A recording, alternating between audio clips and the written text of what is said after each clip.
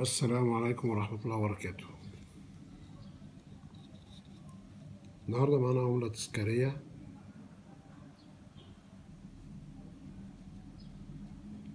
اللي هي اليوبيل الفضي لبنك الكويت المركزي، عملة فضية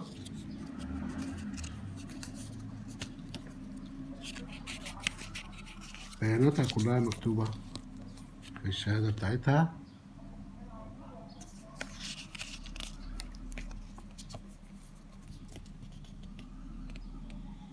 اللي هي الوزن 72.5، 92.5 فضة خالصة. طبعا مكتوب القطر والوزن وكل حاجة في الشهادة بتاعتها. ودي العلبة بتاعتها بتقول ذكرى مرور 25 عاما على إنشاء بنك الكويت المركزي. ودي العملة، الواجهة الأمامية مكتوب عليها التاريخ الميلادي والهجري دولة الكويت.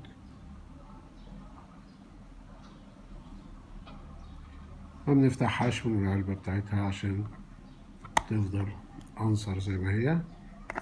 الناحية التانية مكتوب بسم الله الرحمن الرحيم وبه نستعين، اليوبيل الفضي لإنشاء بنك الكويت المركزي من 69 ل94. مكتوبة عربي وإنجليزي. وزنها 72 جرام ونص. طبعا دي لو نزلت سوق، الناس اللي بتقولي والأسعار دي لو نزلت سوق مش أقل من 5 أو 6000 جنيه كسعر مبدئي ليها. ممكن تقل ممكن تزيد، بس هي كلها فضة. زي ما الشهادة بتقول،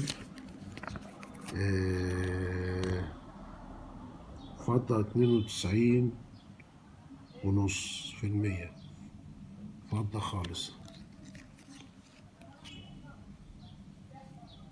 دي عملة الكويت، ذكرى مرور 25 عاما على إنشاء البنك المركزي اليوبيل الفضي. وإن شاء الله نجيب لكم عملة تانية جديدة بإذن الله. ما تنسوش تشتركوا في القناة ولايك وشير وفعل الجرس عشان يوصلك منا كل جديد. وأرجو إن أنا أشوف تعليقاتكم ظريفة على العملة دي بالذات. شكرا والسلام عليكم ورحمة الله وبركاته.